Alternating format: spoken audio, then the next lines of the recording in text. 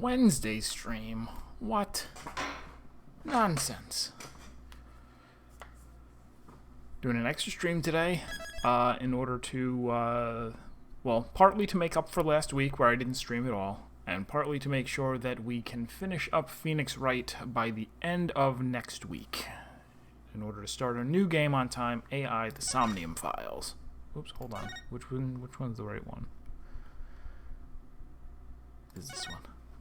Such timing. I am known for my timing. Or did you mean your timing? Maybe. Alright, so it's been less than a day since the last time I played, so I should remember where we left off. We were just talking about the fact that the two wings of the building both move, and we think that they switched places, and that they were actually... At the time that the explosion happened, they were not in Launchpad 1, they were in the Space Museum, which also has a life-sized rocket in it.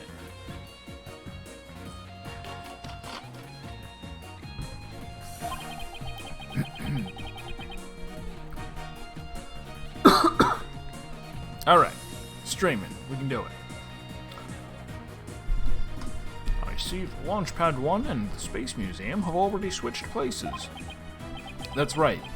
And with the two switched like this, the astronauts entered the Space Museum from Boarding Lounge 1. This allowed the true killer to enter Launchpad 1 from Boarding Lounge 2 and set the bomb on the rocket. Come to think of it, the door to the Space Museum from Boarding Lounge 2. Welcome, welcome. The Space Museum is open to the public every day of the year from 9 a.m. to 7 p.m. Exactly. Anyone could pass through the door to the Space Museum. There is no fingerprint recognition system on that door. In other words, with the two launch pads switched like that, someone other than Mr. Starbuck could have easily planted that bomb. Garg! He's been slashed with the golden truth. We got him. I don't know how close we are to finishing this case. After setting the bomb on the rocket, the culprit snuck into Boarding Lounge 1 and waited there, concealed, in order to kill Mr. Terran when the two astronauts emerged from the Space Museum.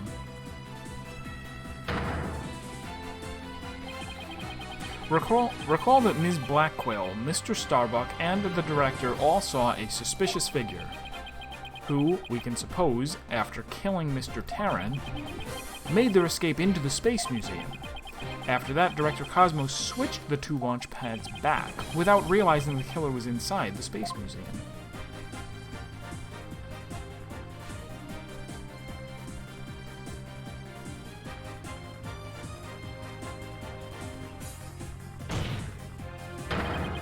The killer then left the Space Museum and made a clean getaway. Right, Dunno, I see you know how to handle a sword, and handle it well. Perhaps I should call you Swordmaster Bluff.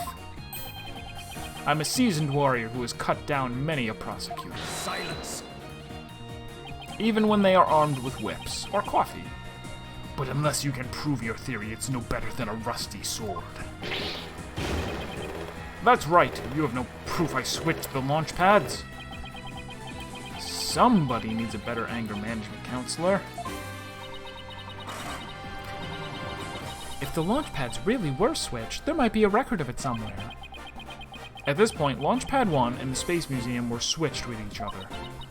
So the corridor beyond the door should be the one that belongs to the Space Museum.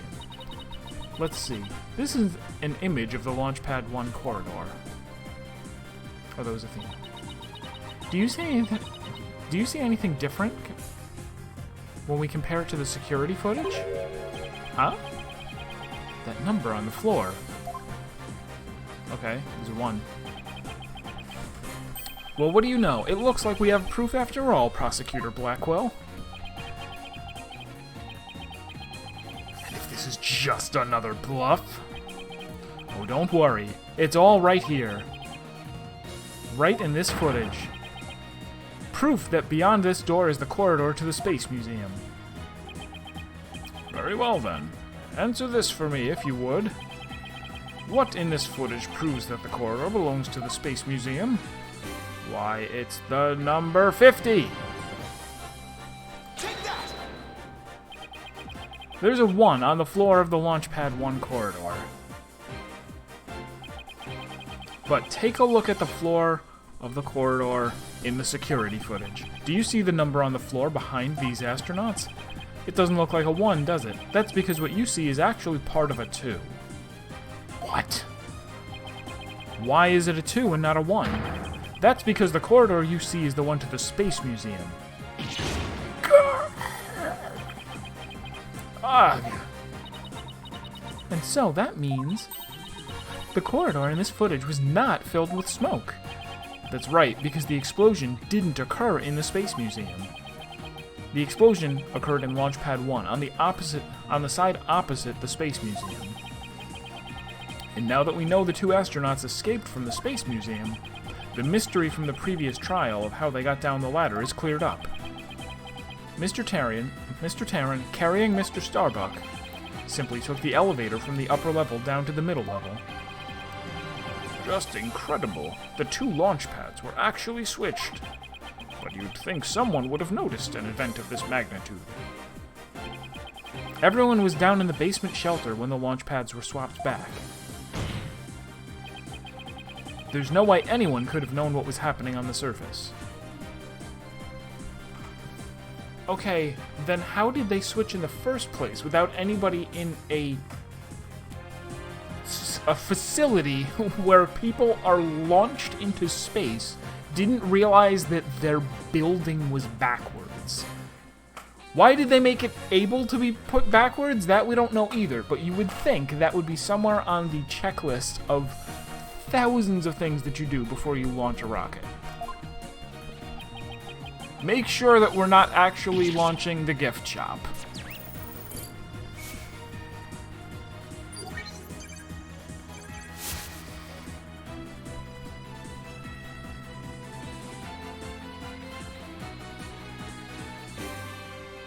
Okay. Bye-bye. No more lies, Director Cosmos. It's high time you told us the truth.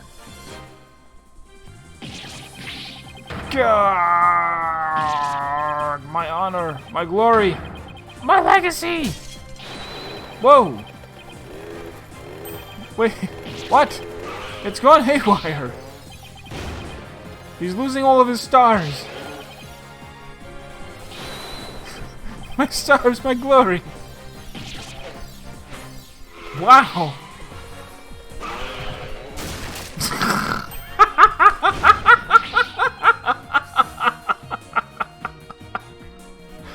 That might be my favorite Phoenix Wright breakdown.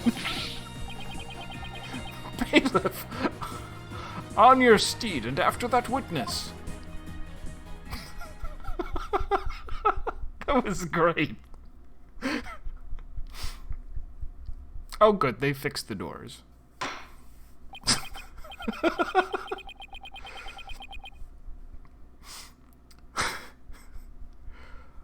I see we managed to retrieve you before you came to any bodily harm. Director Cosmos, do you admit you switched the launch pads? I admit it's true. I switched Launchpad 1 for the Space Museum. It is good to hear words I can believe for a change. Before you do, Your Honor, 2 things. First, we don't know if Mr. Terran had prior knowledge of the switch. As for Mr. Starbuck, he was unaware of his surroundings, thanks to his medication. Either way, Mr. Terran would have realized the instant he stepped into the Space Museum. My many years of training tell me that this is this is the gift shop and not an actual rocket. So my first question is, if the Space Museum was perfectly fine, why did Mr. Terran feel the need to put on such a dramatic display? As for my second question, I'd like Director Cosmos to tell us why he switched the 2 launch pads to begin with. Please, I can't. I exercise my right to remain silent. Are there rights in Japanifornia? This is the first I've heard of this. But I will say, my hands were tied. I was only doing what I could to keep my men from getting caught in that blast. The director is terrified. He must have one heck of a reason for not wanting to explain why. Probably not a good time to try to pry it out of him, huh? I exercise my right to commit perjury. That is guaranteed by the Constitution. Excuse me, would you mind if I picked up my stars? Without my badge of rank, I'm nothing. I don't see why not. Bailiff, help the director retrieve his stars. I'm alive again. It appears the possibility of a culprit other than the defendant has presented itself. Mr. Starbuck, is there anything you wish to say? I don't get it. Don't get it? What don't you get? Director, why did you do all that?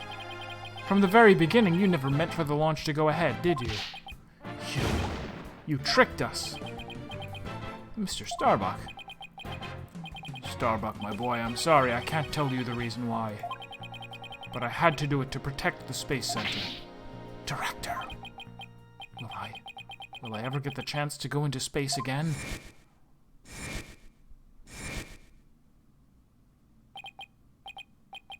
Yes, of course, I won't rest until it happens. I will get you into space again, my boy. Then the dream is still alive. Silence!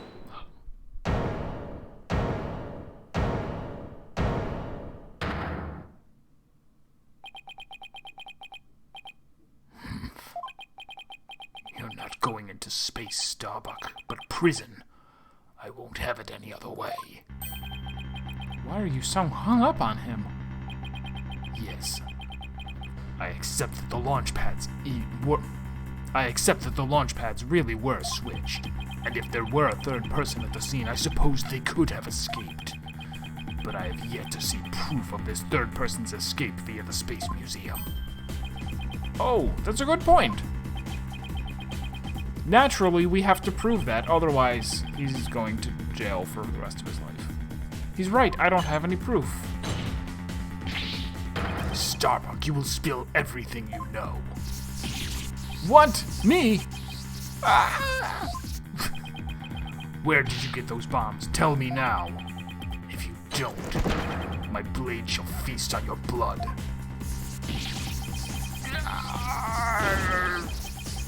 If I'm going to die, I want to die in space. I have to do something. Solomon Starbuck. Prepare yourself.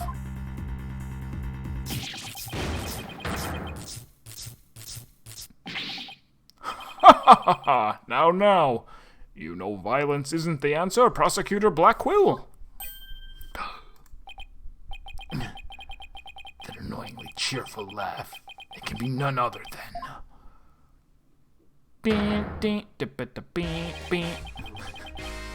Champion of Righteousness, Bobby Fulbright here. In justice we trust. Detective Fulbright, I can't believe you're here, even though you're supposed to be. Like, it's literally your job. You're literally the only person keeping this madman murderer from killing everybody in the courtroom. Sorry to keep you... Wait, hold on, Mom, no, too late. You were supposed to be here the whole time. Were you not? Were you not here? He wasn't here. I don't believe we had an appointment. I tried to hurry, but I ended up helping a little old lady across the street. And then I had to break up a cat fight. I tell you, justice sure is a full-time job. What is it? Was it a fight between cats, or... Why are you here again? Because the defendant isn't the culprit, and I came to make sure that justice is served. I don't have any idea what you're talking about. fool, Wright. I always thought you were a bit touched in the head. But have you finally succumbed? Nope, but it looks like you've succumbed to this phantom of yours. Phantom pain? Open your eyes and let the evidence of justice uncloud your judgment. What evidence? Come to think of it, he did say something about finding us some evidence. Thanks, you two. I feel a lot better now that I've been able to get that off of my chest. I'm going to work extra hard to find that perfect piece of evidence for you. I didn't think he was serious, though. So what is it, Detective? Is it something that will prove Mr. Starbuck innocent? It is indeed. Have a look at this. What's this?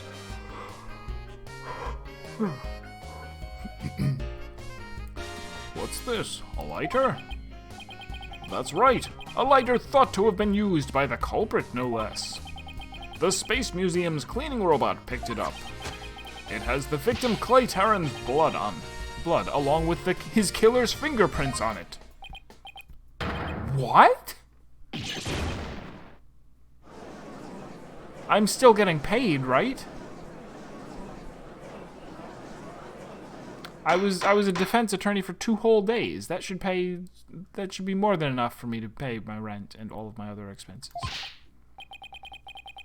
Detective Fulbright, can I assume that the fingerprints don't belong to the defendant? You bet. Mr. Starbuck is totally innocent. This is it. This is just what I needed.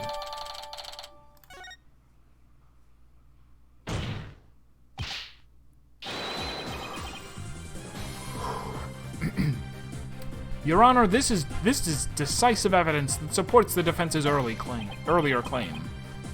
Explain yourself, Mr. Wright. Do I have to? Do you need a manga? Like, it's fairly clear.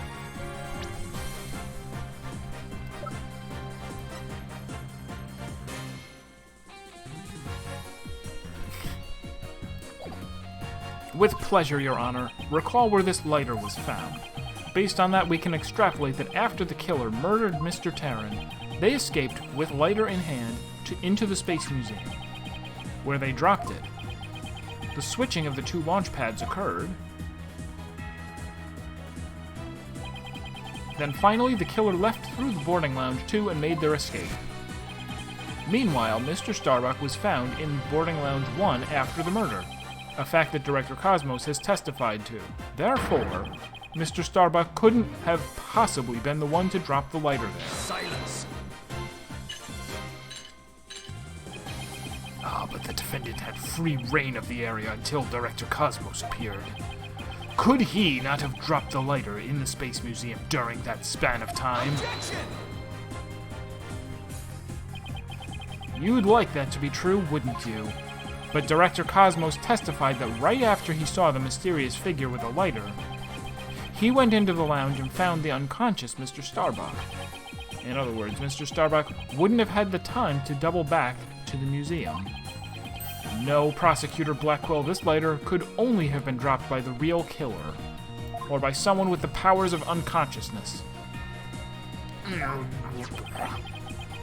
Most importantly, Mr. Starbuck's fingerprints were nowhere to be found on the lighter, which I should have said as the first and only sentence.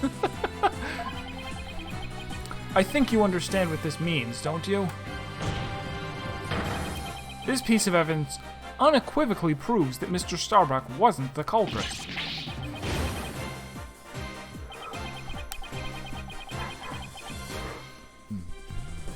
This does indeed prove to be decisive evidence that proves the defense's claims. As for the remote switch that was found in Mr. Starbuck's pocket, we can assume it was planted by the killer on the unconscious Mr. Starbuck. No. There must be some mistake. Frankly, Prosecutor Blackwell, I've been worried about you. You've been chasing this phantom for 7 whole years. I understand your urgency because tomorrow... Thank God astronauts don't wear gloves. Wait a second. Silence!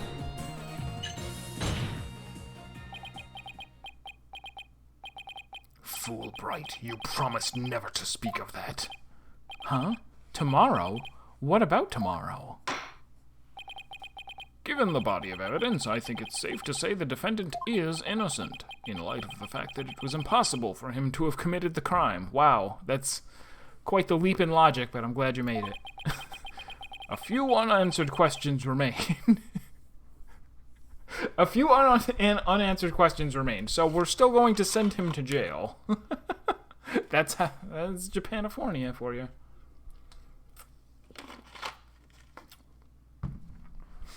A few unanswered questions remain, so I look forward to seeing what you two uncover. But for now, this court finds the defendant, Solomon Starbuck. Like how he made sure to say for now. For now, we find him not guilty. But double jeopardy is not a thing, so we'll try him again tomorrow.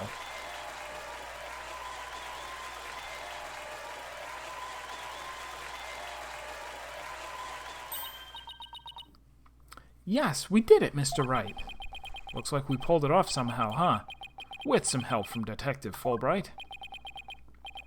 Mr. Wright, Miss Sykes, thank you, and please thank Apollo for me, too. You all are the best. Oh, I wish we could tell Apollo about Mr. Starbuck's verdict right now. Yeah, me too. But that's going to have to wait. Now that a verdict has been reached, I'd like to bring today's trial to a close. Court is adjourned. Are we really going to... This would be the first case, if I'm not mistaken, the first case in Phoenix Wright history where we found someone not guilty without pinning their murder on somebody else. Double jeopardy feels like it can't be a thing in a system where a judge makes decisions based on a 30-second testimony. True. Objection!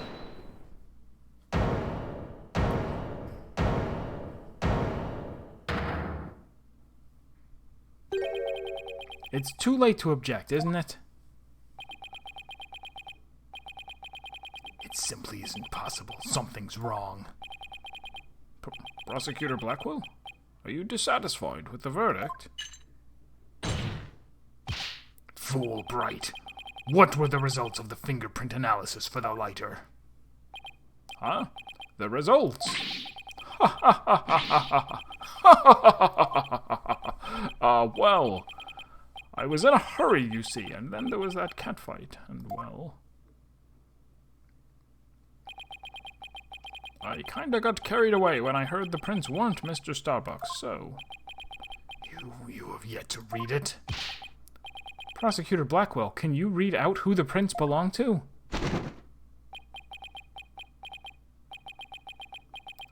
Upon thorough analysis, the fingerprints belong to an alien.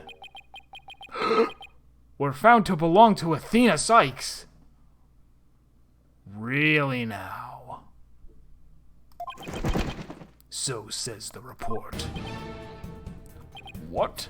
What? Huh? Me?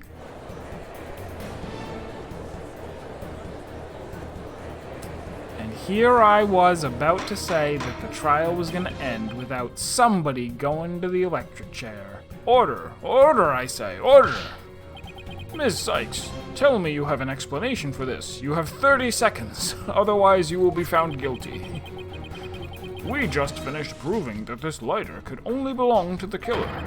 So finding your prints on it can only lead us to one grave conclusion. You touched that lighter 7 years ago. Time to die. The bright age of the law. I get it. I see what you did there. I don't know how they got on there, but I know I'm not the culprit.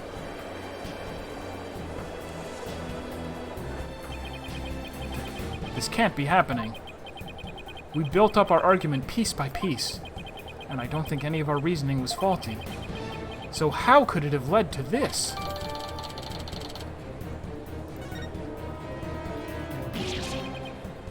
Okay, so now it's a good thing that I didn't try to finish yesterday. What have I done? Please forgive me. I'm sorry. Order. Order. Detective Fulbright, stop your crying.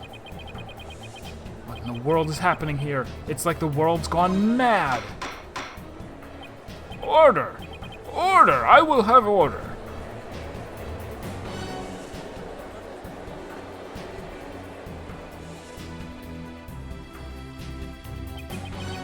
Confusion spiraled into utter chaos. After all we'd fought for, the truth had turned cruelly on us to accuse Athena of the crimes. Somewhere, somehow, everything had gone terribly wrong. We had stumbled over the edge of reason and into the jaws of twisted darkness. Into the jaws of the incinerator.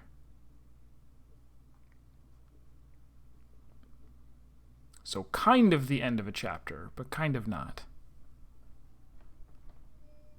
Episode 5, Turnabout for Tomorrow. No one can escape their past. Not even me, the person who escaped his past so he could become a defense attorney again.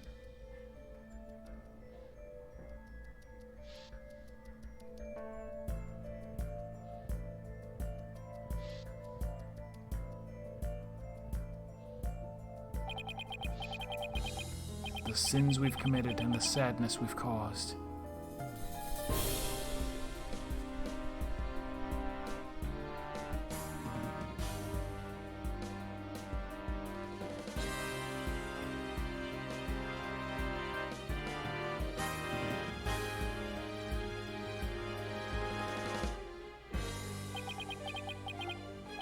No matter how far we run, our past remains.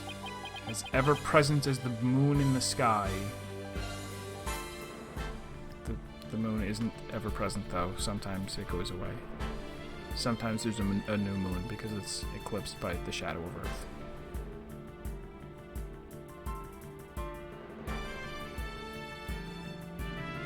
Don't look at the sun! Don't do it! Oh, that is the moon.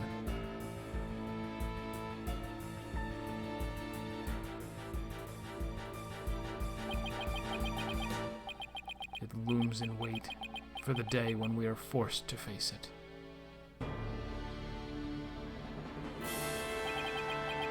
But only in doing so can we truly make peace and move on in hope towards tomorrow.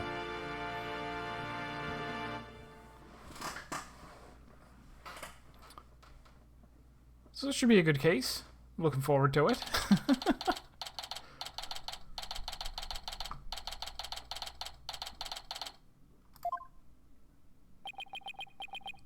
They took Athena from the courtroom, straight to the station. She's probably being questioned at this very moment.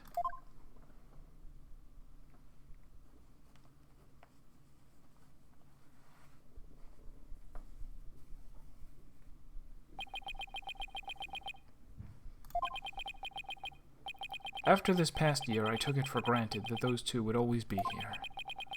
But now Apollo has gone off on his own to seek his own truth. And my pursuit of the truth only ended up with Athena becoming the new suspect. Some boss I turned out to be.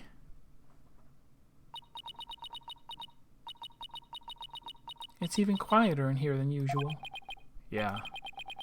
It seems so empty, too.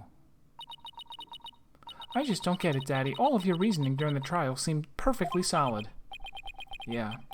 And I still believe it was, at least based on what we know. But now Athena is the one who's being accused. What if, hear me out now, what if more than one lighter, more than one lighter with an Earth symbol on it exists in the world?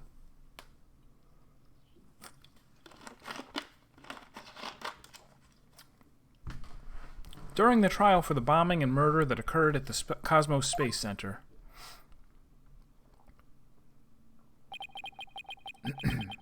the lighter used by the real culprit was found. This lighter proved the defendant, Solomon Starbuck, innocent.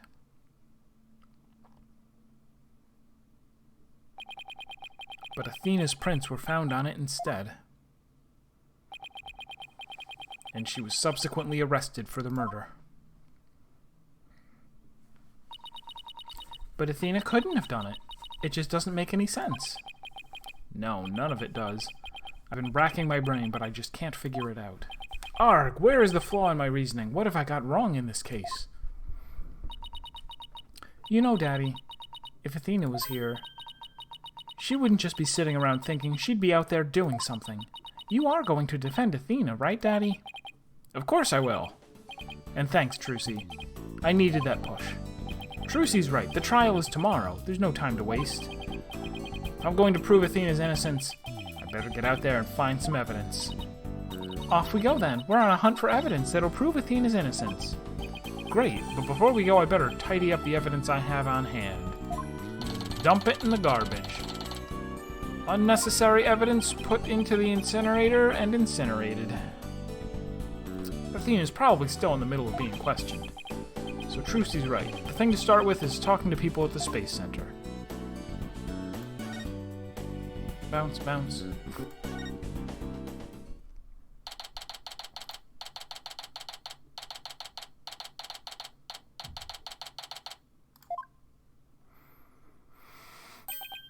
Director Cosmos, do you have a minute? Galactic Scooter, full speed ahead. Director, he scooted away. His expression changed the instant he saw you, Daddy. Yeah, well, I dragged his name through the mud pretty good at the trial earlier today. Okay.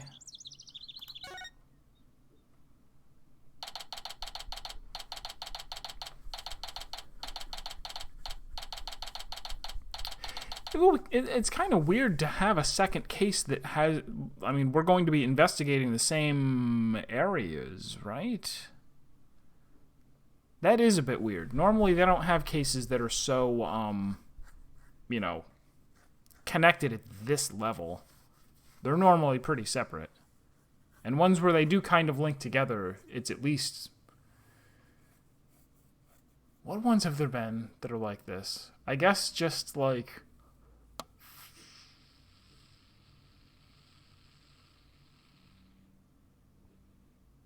There's like Game 3, Case 4 and 5, but those, even though they're highly related, they take place several years apart and litigated by different attorneys, so that kind of doesn't count. Yeah, I don't know that we've had one where they go, here's a second case where it's for the same murder. It's for the same murder in the same place, and most of the evidence... I don't know. We'll see. We'll see what happens. We were here only yesterday. Oh, hey. Mr. Starbuck, you've been released, huh? Yep, and I came straight here. This is all thanks to you and your team, Mr. Wright. You've given me a second chance to fly into space again. I can't thank you enough. Except... What's wrong? I thought you'd be happy to be acquitted. As I was coming out of the detention center, I saw Miss Sykes. He saw Athena. I was at a loss for words. I didn't know what to say to the poor girl. And then, you know what? She flashed a peace sign at me. Congratulations on your acquittal, she said.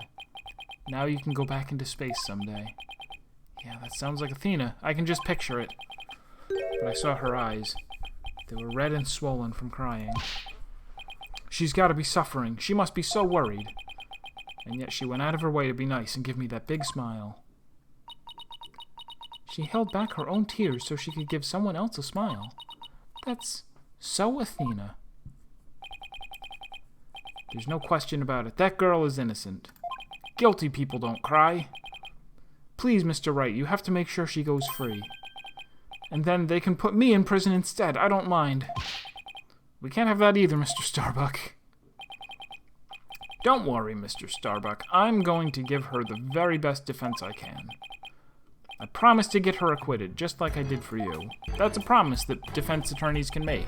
They can just say, hey, I promise. I promise I'll get it right.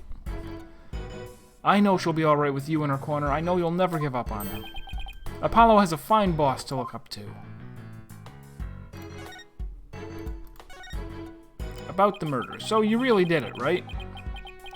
I still can't believe Launchpad 1 was switched with the Space Museum. What could have made Director Cosmos do such a thing? I haven't the foggiest idea. So there never was going to be a launch that day, not from the very beginning. I wonder if Clay knew. I imagine he must have. Surely he would have noticed when you went to board the rocket. It's pathetic to think I was the only one who got taken in.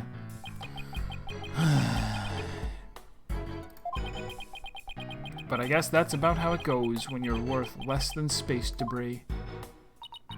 Is he going to be alright, Daddy?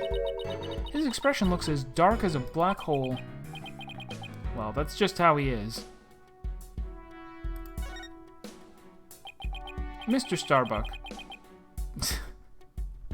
Shouldn't we have asked him this before? Do you remember anything about the murderer? You were unconscious, after all. Not really. I only saw a shadowy figure in the dark, after all. Yeah, I guess that was a little too much to hope for. Hey, I heard something from the police, though. They said they never did find a 10 caliber gun down in that trash chute. Just as I thought, the culprit must have carried it away with them when they escaped.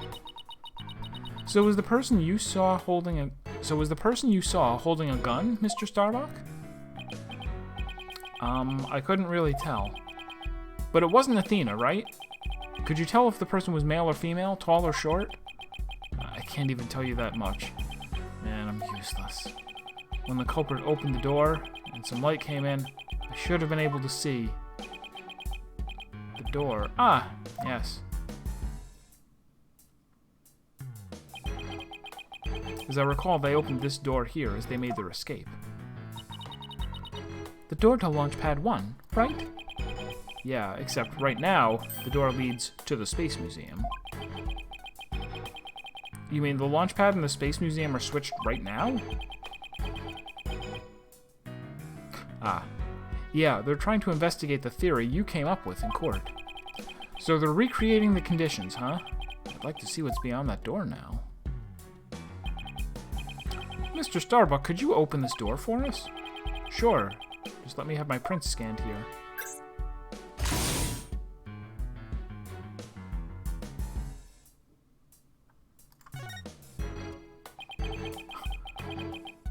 Do the launch pads get switched back and forth a lot? Because, honestly, it seems like a dumb feature to have in your space station.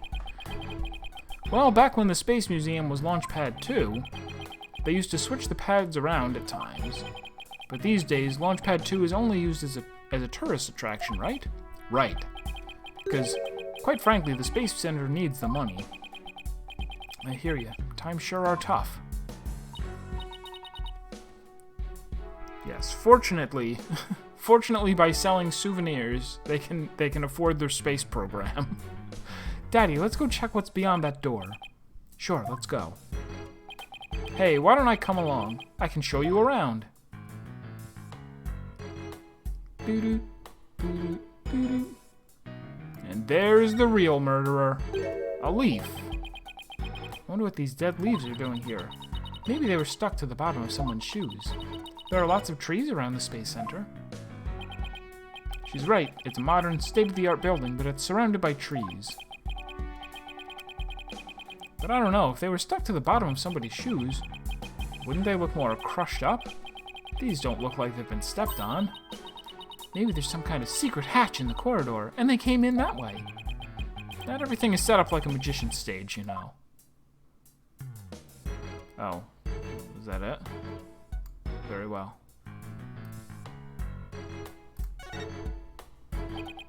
So this is another of those devices for opening the door, huh? Yep, but this one doesn't require fingerprint verification. You just hit the button and open sesame. So when you and Clay went through here, you didn't need to show your prints either? That's right, Trucy. Just like how the culprit didn't need to scan their prints when they escaped back out of the Space Museum corridor and into Boarding Lounge 2.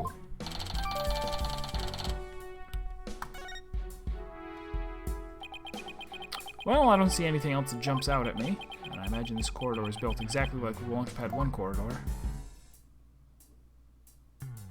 We're not gonna go the rest of the way. Well, alright.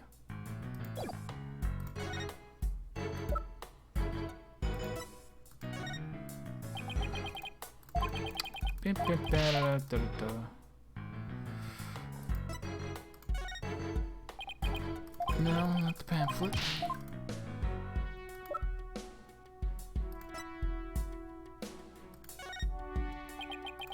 Nope.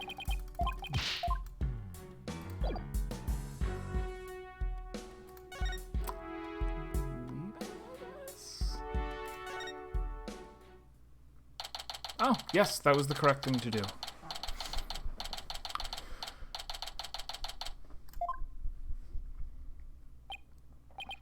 Urgh. Curse the wretch who sullied my good name. Reverse course and full speed away. Director Cosmos, wait. I'll handle this, Daddy. Take that. She Gambit all of a sudden. She's going to throw kinetically charged cards at him. Do it.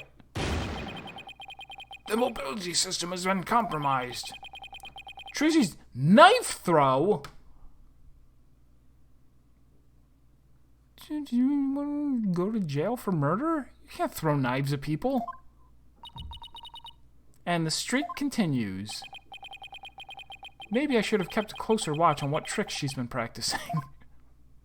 That's it. All you have to do is call it a trick.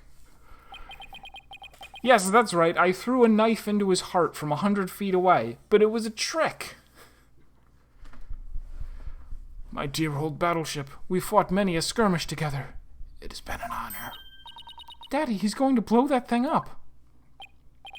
Nah. I bet all that button will do is make it go haywire again.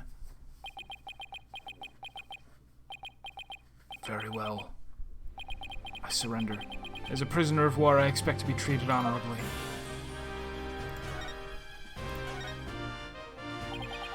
Director Cosmos, when you were talking in court about switching the launch pads, you used your right to remain silent about the reason as to why. I'd like Director Cosmos to tell us why he switched the two launch pads to begin with. Please, I can't. I exercise my right to remain silent.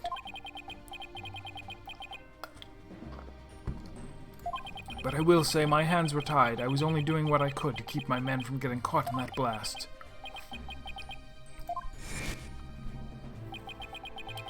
The center of the cosmos is shrouded in mystery, but I don't have any secrets left. Now that my battleship has been destroyed and I've been taken prisoner...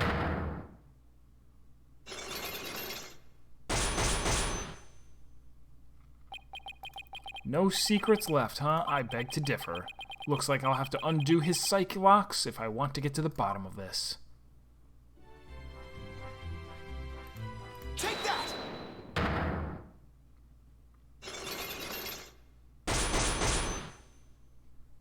Take that. Trucy throws knives at you and I throw Magatamas. It's a 1-2 combo. I want you to tell me everything you're hiding about the switching of the two launch pads. You can't make me. I can hold out longer than anyone. I hope I never get like this when I'm old. Now let's see, where to start. This is how you explained your motive for switching the launch pads. You did it to save the astronauts. He said so. Thanks to you switching the launch pads, the astronauts escaped injury from the blast.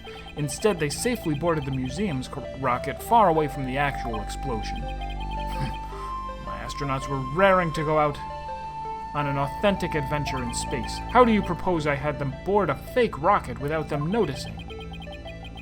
I agree, you couldn't have done it without help. For one, they would have figured it out the instant they stepped into the Space Museum. You figured you could fool Mr. Starbuck once he'd been drugged with his medication, but without the help of this person, it would have been impossible to pull your plan off. Take that! You must have gotten Mr. Terran to help you. He stole the tranquilizers from his mentor's locker and slipped them to him.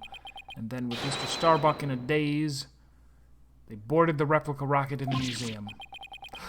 Someone please help this poor prisoner of war. How is he able to spin around like that?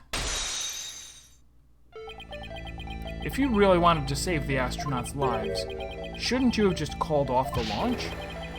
If I could have done that, do you think I would have gone to all that trouble? guess he must have had a compelling reason why he couldn't call it off. But how did you know to switch the pads in advance of a bombing incident? Well, that's because I was warned in advance. Once I received that warning, it was my duty to ensure my astronauts' safety. But it was just a warning. It could even have been a prank. It could have been a trick, like when somebody throws a knife at you. Why did you believe in it so completely? Because I went to one of those mediums everyone's been... A spirit medium? They can't detect bombs. I didn't realize channeling was back in vogue. Besides, I thought it was you yourself that got the warning via telephone. Yes, that's right. The bomber contacted me personally. My battleship is equipped with a special advanced communication system, you see. AKA a regular old telephone. It's been a while. Planning another launch? I see you haven't learned. I'll never forget the terror I felt when I received that call. The bomber said, "It's been a while? Oh, hisashiburi desu ne." And that was enough to make you take the threat seriously? Perhaps Director Cosmos took the threat so seriously because the Space Center had been involved in a bombing once before? Maybe. The culprit was the current case who'd been involved in the same incident. I actually forgot. Do we have information on that?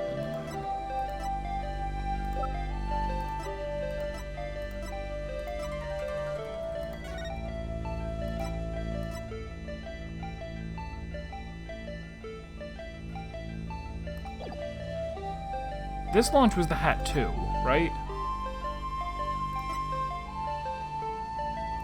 So the Hat 1 was the one that was 7 years ago? Not on Enmai?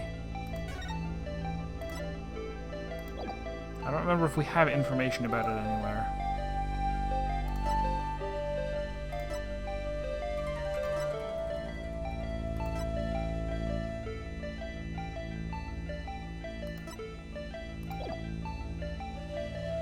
Oh yeah, the Hat 1 Miracle was the one that they made the movie after. Okay. It's probably also the courtroom floor bombing, but he's talking about 7 years ago. The Hat 1 Miracle, that epic story of survival. People across the nation now know it now as a heroic tale of bravery. But in truth, it was an act of sabotage perpetrated by our current killer, wasn't it? Very few knew about the previous plot, so when the killer said it's been a while, you knew beyond a shadow of a doubt that the danger was real, and it wasn't a prank. Didn't anyone ever tell you to go easy on an ex-serviceman? Yes, the Hat 1 Miracle was really a desperate battle against an act of sabotage. I even lost the life of one of my staff members in the fight. Sabotage? Murder? So this is the ugly truth behind the Hat 1 Miracle. I let my guard down. I thought the saboteur had been caught. And that the case was closed. Huh? Wait a minute. The murder at the Space Center 7 years ago. This must be the person Director Cosmos thought was the culprit. It was you! Take that! Simon Blackwell, the murder suspect in a case that happened here 7 years ago.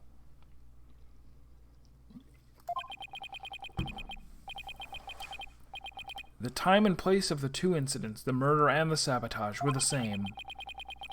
So you thought that he committed both crimes. But while Prosecutor Blackwell was behind bars, you got another threatening call. If the culprit this time is the same as 7 years ago, then it isn't Simon Blackwell. Realizing that, you were shaken. You were shook. It meant the true culprit had been running free all this time, and her name was Athena Sykes. How do you keep seeing straight through me?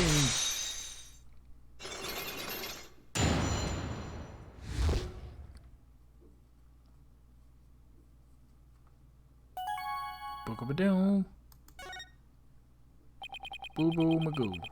The reason why Director Cosmos won't talk about why he switched the launch pads is connected to the truth behind the Hat 1 Miracle, the sabotage and murder that happened at this Space Center 7 years ago. Director Cosmos, tell us what you're hiding.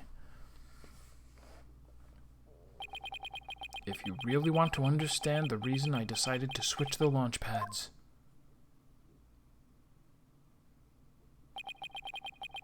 We'll have to start with the story of that horrible nightmare from 7 years ago.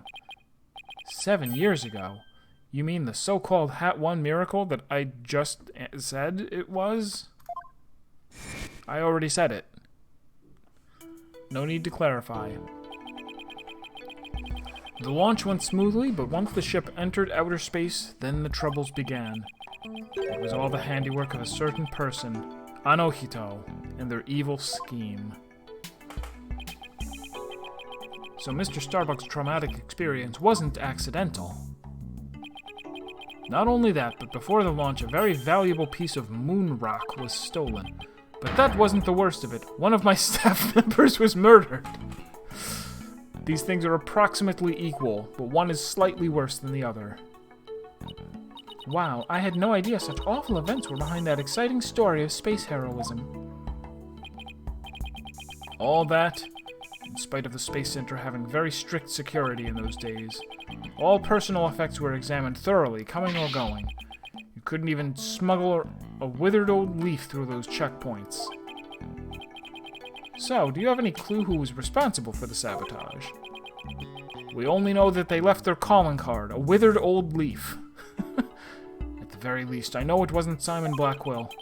I don't know enough to identify the true culprit, but it's clear what that person is. To put it simply. Spy. Spy? You mean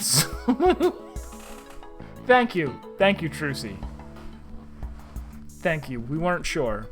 Someone who infiltrates a foreign country, carries out dangerous missions, and always gets the girl? Someone's watching way too many late-night movies. Well, I guess if we're talking about blowing up a rocket and stealing research material, it's not all that surprising that a spy could be behind it all.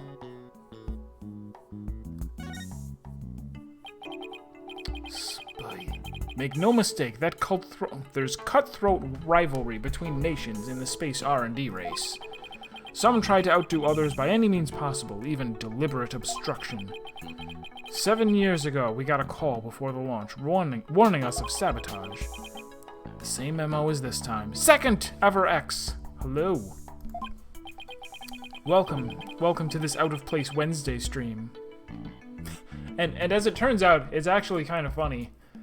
When I was at work last night or this morning, I found out that we had a change to our holiday policy, and normally, because I'm not scheduled to work Mondays, and Monday was Labor Day, and it was a holiday, so I think it used to work that I would get paid for it, but they switched it around so that instead it's, oh, you get that time off a different day of the week. So they're like, yeah, so you just need to take a day off this week. And I'm like, I'll take tonight off. So even though we have an extra stream, I had planned on just having the extra stream, but instead it's going to be a 10-hour stream because I don't got to go to work tonight. Actually, no, it's just going to be normal length because I didn't eat yet, so I'll have to eat. One of the best articles I remember reading in the recent year. Let me look at this. It says something about human speech.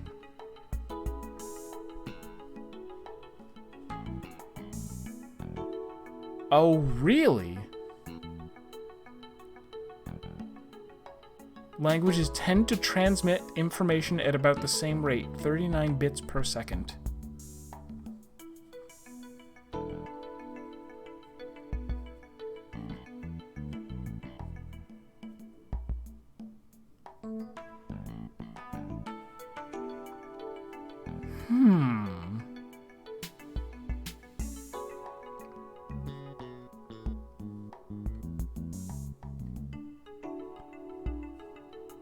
I'm curious to how accurate that is. Like,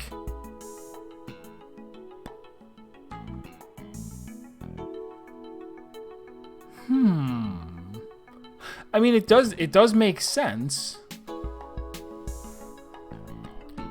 So the idea, the article, to sum up real quick, was saying that even though different languages have different numbers of syllables and are, generally spoken at different speeds, that human speech kind of gravitates towards transferring the same amount of information per second. I don't know how accurate it is to take information and say, okay, this is this many bits of information. I have seen there was some article a while back that was talking about like how much of a sentence. What was it? Like how much of a sentence do you need to read before you know what the rest of it probably says, or before you know what the next word says?